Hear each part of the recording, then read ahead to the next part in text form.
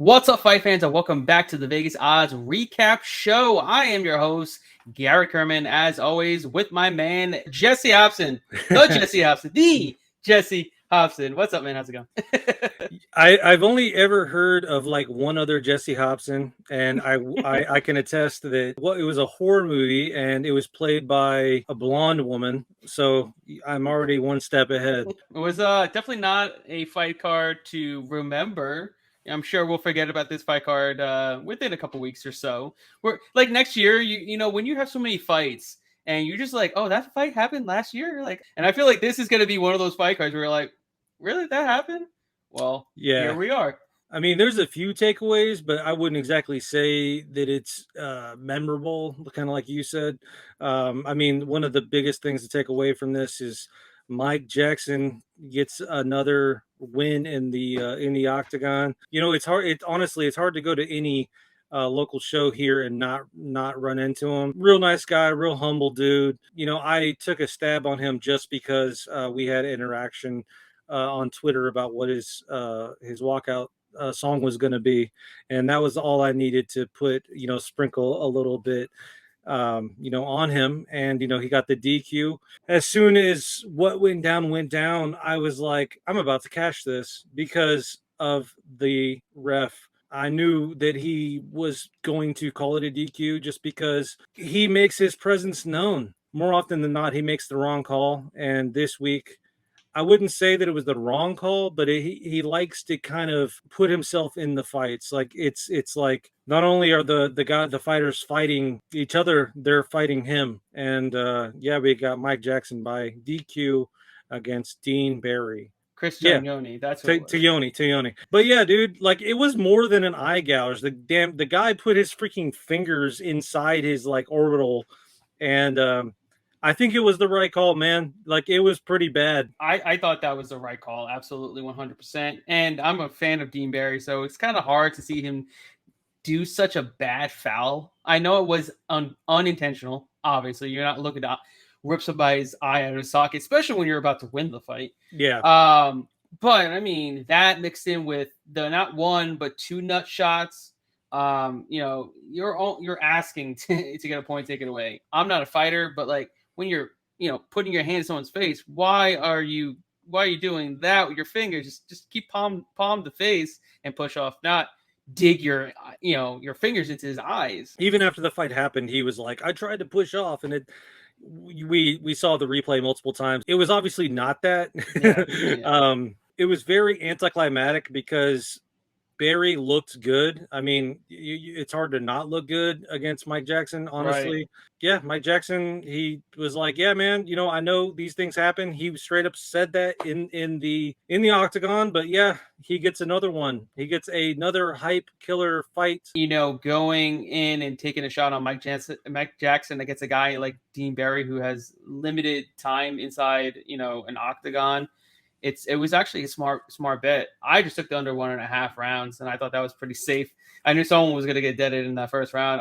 Albeit I thought it was going to be Mike Jackson. Instead, we got a DQ and it cashed. I think that was plus 125 when it opened up and it moved all the way to minus 125, but it still cashed. I think that was great at least there. But let's start at the top. We got to talk about Jessica Andrade and her great performance against Amanda Lemos. She got the standing arm triangle choke in 3.5 minutes. That is severely impressive. Do you think she should absolutely be next in line for a title shot? Definitely. I think that if she doesn't get that fight, I'd run it back with any with JJ. There's a lot of fights that she could make or that you could make for her. But yeah, I think that she's next in line to face anyone, really, man. There's a lot of fights to make, dude, and that was a cool fight. Like Lemos was looking good, she was landing. Andrade just kind of took the opportunity that was available to her. I was surprised that she got the standing sub, but had it went to the ground, the same thing would have happened. I think I had Lemos at plus 190, which was cool, but didn't cash, obviously. Yeah, neither did I. I thought I was getting some value on Lemos. I felt like Andrade was going to push forward, and fight Lemish's fight, which she did essentially, but she just fought a lot smarter, got into the clinch, and that was all she wrote. I mean, it's really hard to beat Andrade in the clinch. She's so damn strong. She's so damn technical. She's just that good. As far as where she goes from here, I feel like she has to fight the winner of Zhang Weili and Joanna Jędrzejczyk. Whoever wins there, I think, fights Andrade for the chance at a title shot against either Rose Namajunas or Carla Esparza. That's only if Carla wins in a split decision. Maybe then they'll run it back. But, unanimous in that fight, will probably face the winner of Andrade versus the winner of Joanna Jędrzejczyk and Zhang Weili. I think that's the way to go, in my opinion, because those are the three best after those two at the top right there. I think all of those fights are interesting. I think that Jessica looked good enough. UFC can put her wherever they want to, and I think that it'll be an interesting fight regardless. Yeah, I'm looking forward to what's next for her. But the next fight I want to really talk about, I think, was the Charles Jourdain and Lando Venata. What an impressive victory for Charles Jourdain. Was not expecting that, but he rocked him and he took advantage. It was impressive. Venata has not looked really the same since fighting Bobby Green. Yeah, he hasn't looked like himself. I mean, he looked good in this fight until he didn't. Until he got subbed, it looked real smooth. I thought Jourdain was going to either take the fight like he did, or I thought that this had potential to go the distance and go to a draw. I put half a unit on the draw. Looked beautiful. Looked beautiful. I mean, that fight looked beautiful. He looked really good. And then also too, Claudio. Yeah, that was insane. He was having his way. Shades of Maya, and then also too, it looked very much like when Guida fought Charlie Olives. Very much like that fight. I thought. Guida did look good, but his age also showed a little bit here. That was impressive, just being able to transition to that leg lock the way he did. I mean, he just sliced right through with the guard and snatched up the leg, and that was all she wrote. Like, immediately tapped. That's how sunk in it was. It was gonna pretty much break off the limb. It was pretty nasty. That was I wasn't expecting it. I really wasn't. I thought Guido would be able to do better at defending the submission attempts, but Claudio's got some legit jiu-jitsu prop. He looked really big. He looked really big in there. He looked strong. He looked tall. As soon as they got to the ground, ultimately, it was like let's get it one way or another. I'm curious to see what happens with Guida. I think they said multiple times that this was his last fight on his contract. I would assume UFC would re-sign him, but curious to see what ultimately happens there. Yeah, I'm not sure what happens. I feel like he should retire at this point. I mean, he's done a lot. He's won a lot. He's a pioneer of the sport.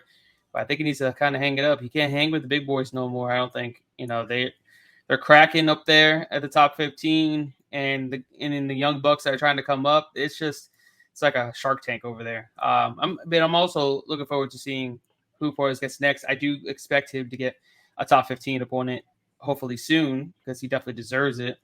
And I hope to see that. And also Charles Jourdain, he called out Edson Barboza. I could definitely see that happening. I'm all for it. I'd have to do a little more research to see who I would bet on, but at the end of the day, I think that the fans are really the winners in that fight. I think that'd be a great one. I mean, there was also some really good good finishes. Marc-Andre Barriault and his guillotine choke of Jordan Wright. Jordan Wright ultimately should be getting cut after this fight. I cannot imagine him getting another fight after all those bad performances back to back to back. He was doing the right thing. He was kind of staying outside, but yeah, he's fun. He's a fan favorite, but the cards were not in his favor. I guess there were no cards, but it was a beautiful submission, strong submission. I wasn't sure about the sub, but I knew that he would at least win inside the distance. And Yeah, I was happy. I was happy when that happened. I took a shot on Jordan Wright. This was not my night. You know, I was taking too many shots on fights and just taking the sure things. There's one sure thing I had was Macy Barber over Montana De La Rosa. I had no idea why anybody was betting Montana De La Rosa, expecting her to just take Macy down, control her, or submit her. No idea where everybody got that inclination that would happen. I've seen people talk about it, but then you have to go back and look at the tape. Who was the only person to ever control Macy on the mat? And that was Roxanne Modafferi. And why did that happen? Because she had one leg. She was standing on one leg and she just falls down and she was laying on top of her. Other than that, no one had more than 80 seconds. So I just thought it was a gimme fight. At least I cashed on that. I'm very happy there. But, you know, the rest of the card was definitely up and down for me. I think that this was probably one of the best performances Barber has actually seen.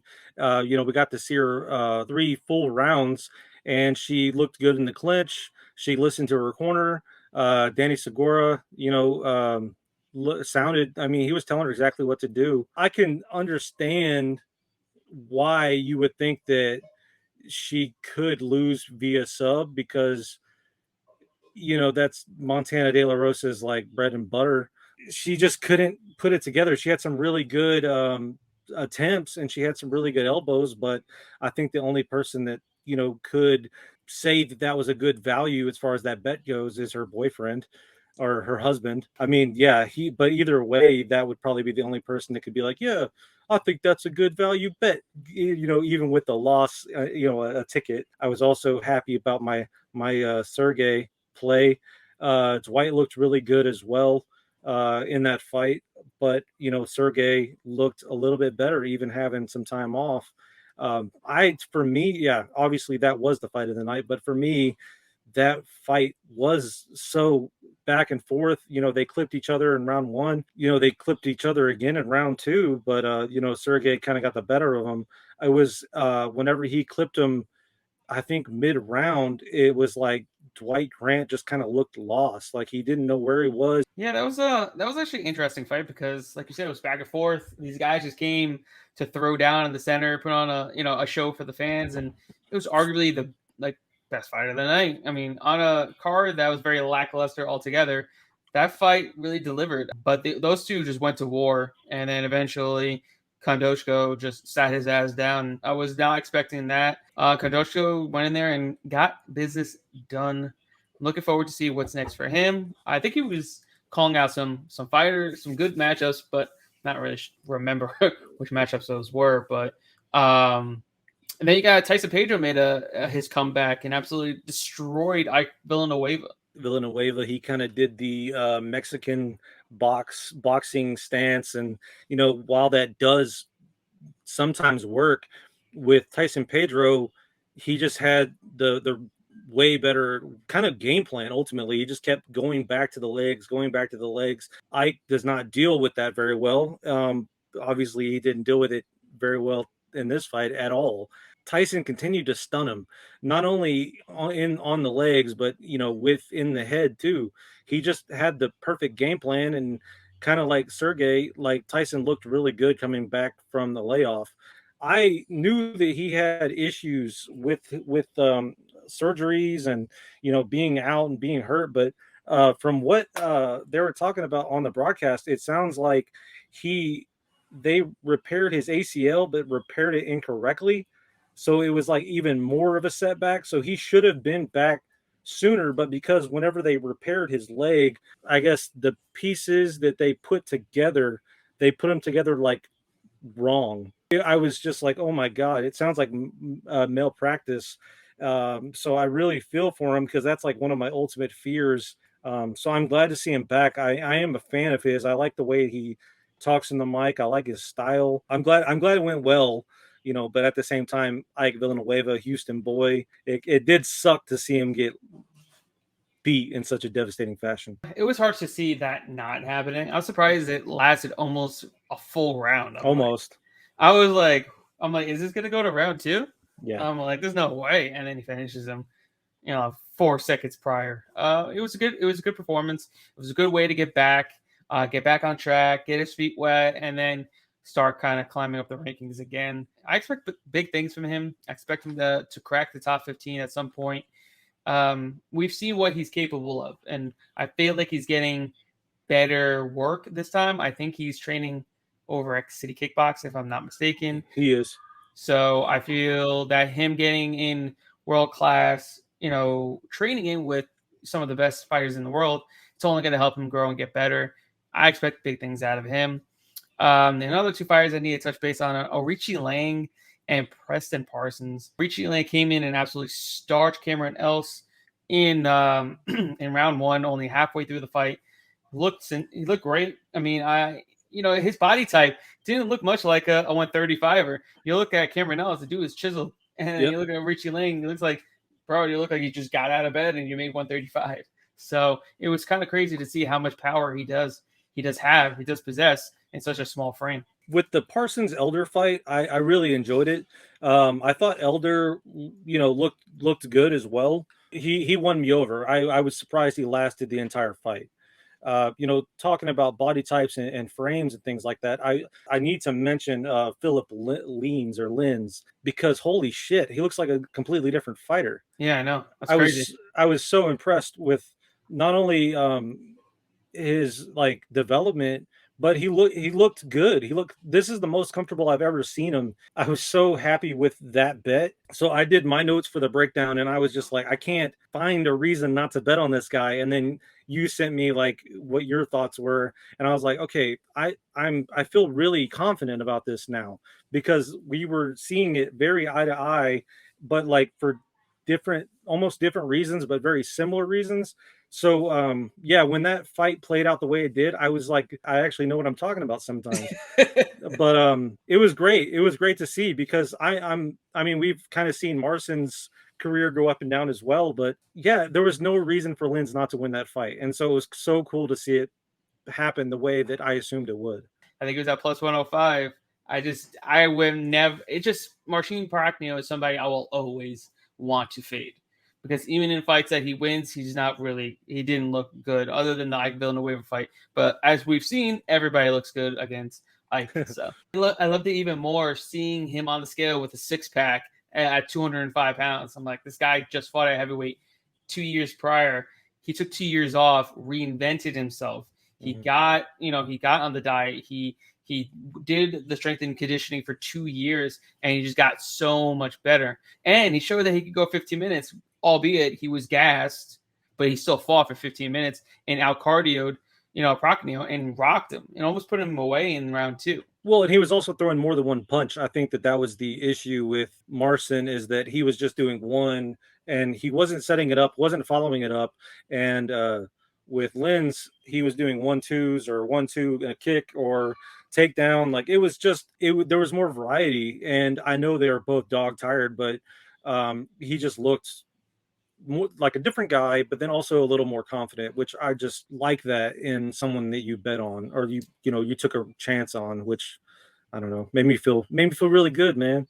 You're being bashful, because we still had a really good night, and not to mention it was almost like a free roll because we did so well the night before. So I know we lost a few, but we won a many the night before, and we're just going to win that many more this upcoming week. So settle down. Don't beat yourself up, because that's what I'm here for. But I couldn't do it without the guidance of Garrett Kerman and VegasOdds. Thank you. That's what we're here for. We're here to put money in your pockets on VegasOdds.com. But that's our recap show for this week. My man, Jesse Hobson, where can everybody find you at? Real Joe Danger on Instagram, Jesse Hobson on YouTube. All right. I love it. Go follow him there. And guys, go follow and like this video on Vegas Odds YouTube channel. And we will see you all next week. We are out of here.